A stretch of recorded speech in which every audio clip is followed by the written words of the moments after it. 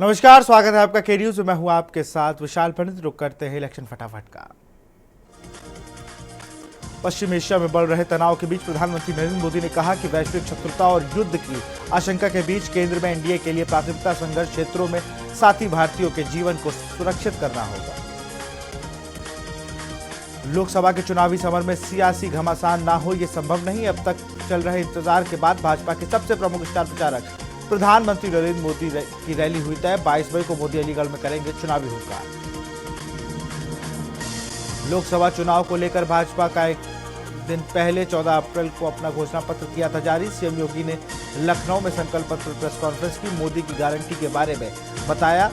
साथ ही भाजपा के 10 साल के कामकाज का लेखा जोखा भी किया।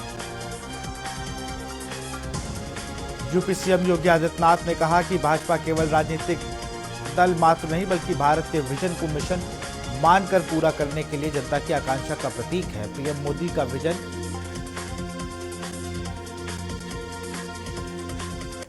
एसपी ने बदायूं लोकसभा सीट से पहले सपा प्रमुख अखिलेश यादव के चचेरे भाई धर्मेंद्र यादव को उम्मीदवार घोषित किया था। बाद में शिवपाल सिंह यादव को उम्मीदवार घोषित किया। अब एक बार फिर शिवपाल यादव की जगह उनके बेटे आदित्य यादव को उम्मीदवार बनाया। मायावती ने लोकसभा चुनाव प्रचार के दौरान उत्तर प्रदेश के विभाजन का खेला कार्ड। मायावती ने मुजफ्फरनगर की रैली में कहा कि बसपा की सरकार बनने पर पश्चिमी उत्तर प्रदेश को अलग राज्य घोषित किया जाएगा। मुरादाबाद में बसपा प्रमुख मायावती ने कहा कि उनकी पार्टी अकेले लोकसभा चुनाव लड़ रही है। कहा कि अब ऐसा लगता है कि कांग्रेस की तरह ही भाजपा ने भी केंद्र की तमाम सरकारी एजेंसियों का राजनीतिकरण कर दिया है। बसपा की स्टार प्रचारक बसपा अध्यक्ष मायावती की रैलियां तय हो गई हैं। रैली 22 अप्रैल को तय हुई। बसपा सुप्रीमो मायावती ने कहा कि संकीर्णीय चुनाव स्वार्थ के लिए जातिवादी पार्टी डॉक्टर अंबेडकर का दिखावटी सम्मान करती है। ऐसी पार्टियों के छलावे से दूर रहना है। उन्होंने कहा कि भाजपा सरकार में बहुजनों का बुरा हाल हुआ है। सपा अध्यक्ष अखिलेश यादव ने एक्स के जरिए कहा कि भाजपा का संकल्प पत्र किसी काम का नहीं है। झूठ और जुमले जिनकी पहचान बन गए हों। जनता ना उनके संकल्प पत्र पर विश्वास कर रही है और ना ही भविष्य की गारंटी पर। मथुरा में रॉबर्ट वाड्रा पहुंचे वृंदावन के बांके बिहारी मंदिर। भगवान बांके बिहारी मंदिर के किए दर्शन। बांके बिहारी के दर्शन पर बहुत खुश होने की बात कही। मेरठ में बीजेपी प्रत्याशी अरुण गोविल ने संविधान बदलने की पैरोकारी की। संविधान में बदलाव और संशोधन की जरूरत रहती है। संविधान बना था तब की परिस्थितियों काल के अनुसार बदली है। कासगंज में पहुंचे यूपी के deputy CM Brajesh Pathak. Deputy CM Brajesh Pathak एटा लोकसभा सीट से भाजपा प्रत्याशी राजवीर सिंह राजू के समर्थन में जनसभा को संबोधित किया। बरेली में सीएम योगी विजय देवनाथ ने बिगड़ पत्रकारों से वार्ता के दौरान दिया बड़ा बयान। आंवला सांसद धर्मेंद्र कश्यप पर की टिप्पणी। आगरा में 7 मई को मतदान होना है। इसके लिए 12 अप्रैल से नामांकन की प्रक्रिया कलेक्ट्रेट में शुरू हुई है। भाजपा से आगरा संसदीय सीट से प्रत्याशी प्रोफेसर एसपी सिंह बघेल नामांकन और फतेहपुर सीकरी से निर्दलीय प्रत्याशी रामेश्वर चौधरी ने नामांकन कराया है। भाजपा प्रत्याशी जयवीर सिंह ने नामांकन किया दाखिल। इस दौरान उन्होंने शक्ति प्रदर्शन कर अपनी ताकत दिखाई। यहाँ उनका सीधा मुकाबला सपा प्रत्याशी डिंपल यादव से है। मैनपुरी में सपा प्रत्याशी डिंपल यादव का नामांकन के दौरान सपा राष्ट्रीय अध्यक्ष अखिलेश यादव रहे मौजूद। प्रोफेसर राम गोपाल यादव की मैनपुरी में उपस्थिति। नामांकन में सपा के अन्य बड़े नेता भी शामिल। कांग्रेस ने अपने उम्मीदवारों की एक और लिस्ट जारी की। इनमें कुल 10 सीटों पर खड़े होने वाले उम्मीदवारों का नाम शामिल है। इसी लिस्ट में दिल्ली की 3 सीटों के उम्मीदवारों के नाम भी हैं। बता दें कि दिल्ली से आप और कांग्रेस एक साथ चुनाव मैदान में है।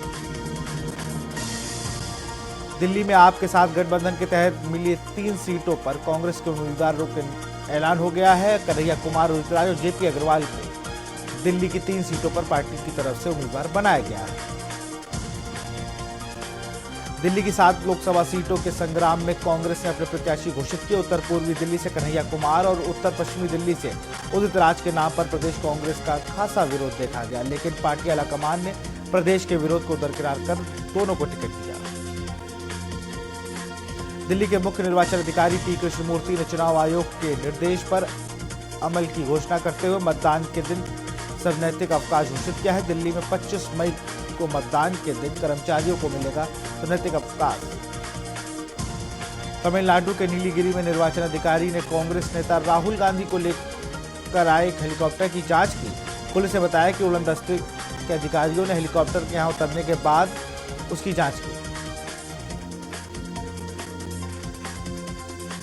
कांग्रेस में मची भगदड़ पर पूर्व सीएम अशोक गहलोत बोले, कुछ लोग ईडी सीबीआई के डर से पार्टी छोड़ रहे हैं। बिहार के पूर्व मुख्यमंत्री और राष्ट्रीय जनता दल के राष्ट्रीय अध्यक्ष लालू प्रसाद यादव ने पीएम मोदी और भाजपा सरकार पर जमकर हमला बोला। उन्होंने कहा कि भारतीय जनता पार्टी में काफी घबराहट है। ये लोग यह मानकर बैठे हैं कि वो हार गए हैं। जनता का मनोबल गिराने के लिए 400 पार के नारे दे रहे हैं। लोकसभा चुनाव को लेकर मुख्यमंत्री मोहन यादव और बीजेपी प्रदेश अध्यक्ष वी डी शर्मा ने कहा कि आमतौर पर पार्टी के पहले घोषणा पत्र देती थी, लेकिन पार्टी ने इसका नाम बदलकर संकल्प पत्र कर दिया। उन्होंने कहा कि संकल्प वो होता है जो पूरा किया जाए। मध्य प्रदेश सरकार भी पीएम मोदी के संकल्प को पूरा करेगी। लखनऊ में मतदान करने वालों को मिलेगी 10% की छूट। भूतनाथ में व्यापारियों ने चलाया मतदान जागरूकता अभियान। लोकसभा चुनाव से पहले चेकिंग के दौरान चुनाव आयोग के करीब 4,658 करोड़ रुपए किए गए जब्त। ये जब्ती 1 मार्च से 13 अप्रैल के बीच हुई है। इनमें कैश, सोना, चांदी, शराब, ड्रग्स और कीमती सामान शामिल है।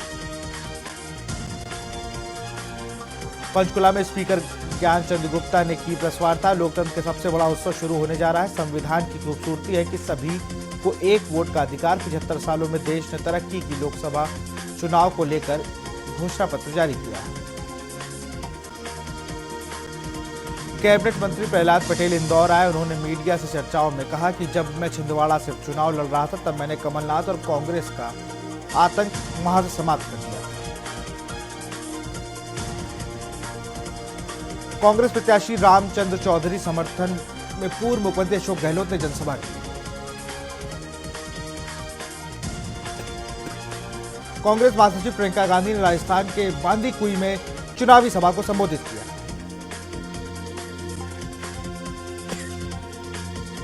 कांग्रेस प्रदेश अध्यक्ष करण मेहरा ने कहा कि भाजपा जुमलेबाजी से जीत के सपने देख रही है।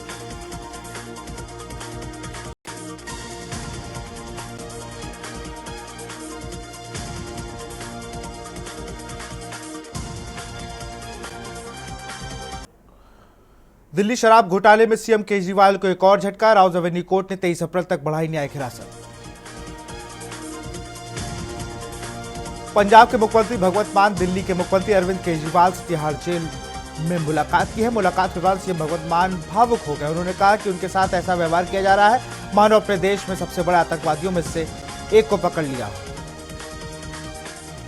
दिल्ली वक्फ बोर्ड में कथित अनियमितताओं से जुड़े मनी लॉन्ड्रिंग मामले में अमानतुल्लाह को सुप्रीम कोर्ट से बड़ा झटका। कोर्ट ने अग्रिम जमानत अर्जी पर विचार करने से किया इनकार। सुप्रीम कोर्ट और हाई कोर्ट के 21 रिटायर्ड जजों ने सीजेआई डीवाई चंद्रचूड़ को चिट्ठी लिखी, जिसमें उन्होंने बताया कि कुछ लोग सोचे समझे ढंग से दबाव बनाकर गलत सूचनाएं और सार्वजनिक रूप से अपमानित करके न्यायपालिका को कमजोर करने की कोशिश कर रहे हैं। आप सांसद संजय सिंह ने सोशल मीडिया पर एक वीडियो शेयर किया है। इस वीडियो में उन्होंने कहा कि जेल भेजने के लिए प्रधानमंत्री नरेंद्र मोदी का धन्यवाद करता हूं। उनकी वजह से कई क्रांतिकारियों के बारे में पढ़ने को मिला। जेल में अपने आप से मिलने का मौका मिला। हरियाणा के पूर्व कैबिनेट मंत्री अनिल विज का दर्द फिर छलक उठा। विज ने कहा कि वे अपनी अंबाला कैंट विधानसभा क्षेत्र के अलावा कहीं भी चुनाव प्रचार नहीं करेंगे। अंबाला कैंट में कमल खिलाएंगे। कहा, अब मेरे साथ जो हुआ मुझे समझ में आ गया है, इसलिए मैं अब यहीं रहूंगा। रोहतक के गांव टिटोली निवासी पहलवान लड़की अंतिम कुंडू ने किर्गिस्तान में चल रही सीनियर एशियाई चैंपियनशिप में कांस्य पदक जीता। जापान की पहलवान को हराया।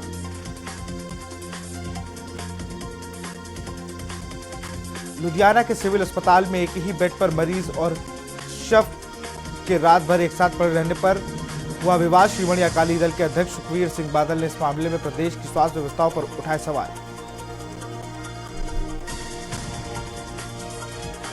जालंधर के लेदर कॉम्प्लेक्स के पास यूएमएम फैक्ट्री में लगी भीषण आग। फायर ब्रिगेड 25 से ज्यादा गाड़ियों को आग पर काबू पाने के लिए पहुंची। अंबिकापुर में तेज रफ्तार कार डिवाइडर से टकराई, कार में सवार व्यवसायी की हुई मौत। शहर के करीब शंकर घाट के पास हुआ हादसा। जशपुर में शादी का झांसा देकर नाबालिग से दुष्कर्म, नाबालिग की तहरीर पर थाने में रिपोर्ट की गई दर्ज। डिंडोरी में मेहंदवानी थाना क्षेत्र में सड़क हादसा, फतेहपुर गांव के पास अनियंत्रित होकर लोडिंग ट्रक पलटा। जबलपुर में डॉक्टर भीमराव अंबेडकर की 133वीं जयंती के अवसर पर अनुसूचित जाति के पदाधिकारी चुनाव को लेकर दी गई टिप्पणी। जबलपुर के एपीएल स्कूल के पास लोहार मोहल्ला बारात घर सदर में एक आयोजन रखा गया था। इंदौर के विजयनगर से टेली परफॉर्मेंस बिल्डिंग के पास लगी भीषण आग, मौके पर पहुंची फायर ब्रिगेड की टीम और एसडीआरएफ की टीम। जयपुर के हवाई यात्रियों के लिए राहत की खबर, पर्यटकों की संख्या में कमी होने और हवाई यात्रियों की संख्या में कमी आने से एयरलाइंस कंपनियों ने किराए की दरों में कटौती की है। मौसम विभाग ने राजधानी जयपुर समेत प्रदेश के कुछ अन्य जिलों में बारिश की जताई संभावना, साथ ही बिजली गिरने से बचने के लिए सावधानी रखने की अपील की। जयपुर में लोकसभा चुनाव को लेकर निकाली गई जागरूकता रैली, विशाल मतदाता जागरूकता रैली का हुआ आयोजन। एनसीसी कैडेट युवा खिलाड़ियों ने रैली में किया प्रतिवाद।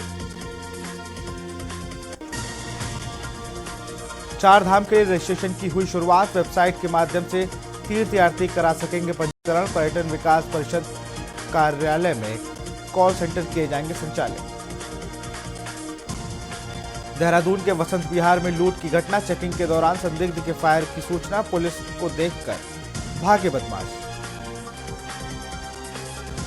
हरिद्वार में दक्षिण काली मंदिर के सेवादारों ने युवकों को पीटा, लाठी डंडों से की युवक की पिटाई। खबर लक्सर से है। हरिद्वार लोकसभा सीट पर जहां एक तरफ पार्टी प्रत्याशियों द्वारा चुनाव प्रचार में पूरी ताकत झोंक दी है, वहीं आरजेपी के राष्ट्रीय अध्यक्ष और शेर सिंह राणा ने अपने सैकड़ों कार्यकर्ताओं के साथ कांग्रेस प्रत्याशी वीरेंद्र रावत का समर्थन कर दिया है।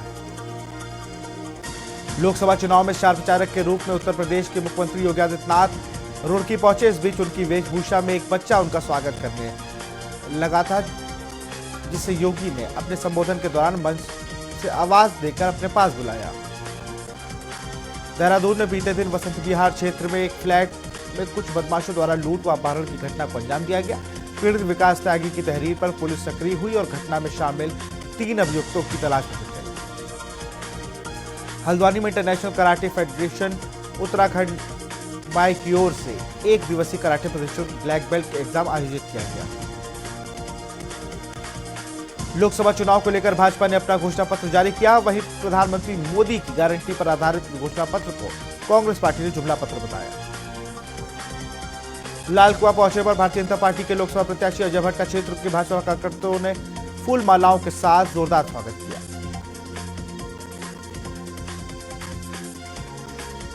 सिंहभूस में लोकसभा क्षेत्र से भाजपा प्रत्याशी गीता कोड़ा को लोगों ने पारंपरिक हथियार तीर धनुष तलवार लाठी डंडे के साथ घेर लिया।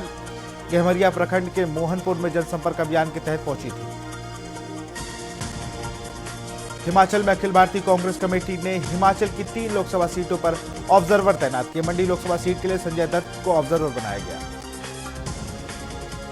दुनिया में अभी 2 जगह जंग चल रही है, रूस यूक्रेन के बीच और इजराइल फिलिस्तीन के बीच। इन जंगों से बने जियो पॉलिटिकल टेंशन के कारण सोने चांदी के दाम ऑल टाइम हाई पहुंच गए।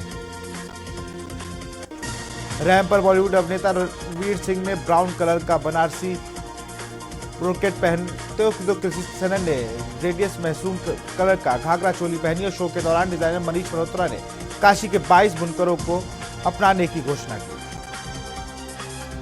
देश में गर्मी के मौसम में बर्फबारी, बारिश, ओले गिरने के दौर लगातार जारी। वेस्टर्न डिस्टर्बेंस की वजह से जम्मू कश्मीर, हिमाचल प्रदेश और उत्तराखंड में बर्फबारी का अलर्ट। और इसी बीच एटा से खबर है, भीषण सड़क हादसा हुआ। हादसे में महिला सहित 3 की मौत, एक गंभीर रूप से घायल। बाइक सवार सहित 3 की मौत, मृतक साले की शादी में शामिल होने जा रहे थे मृतक। एटा में भीषण सड़क हादसा, बाइक की चपेट में राहगीर गंभीर रूप से घायल। मेडिकल कॉलेज में चल रहा है घायल का इलाज। बाइक सवार 3 की मौत, मृतक साले की शादी में शामिल होने जा रहे थे। एटा में भीषण सड़क हादसा।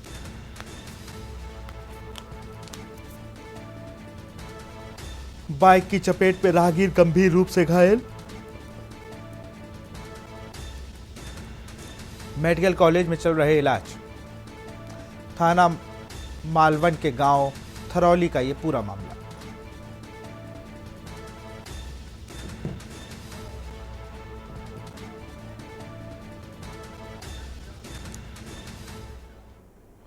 तो फिलहाल इस बुलेटिन में इतना ही। देखते रहिए के न्यूज़ इंडिया। नमस्कार। आप देख रहे हैं के न्यूज़, खबरों का सारथी।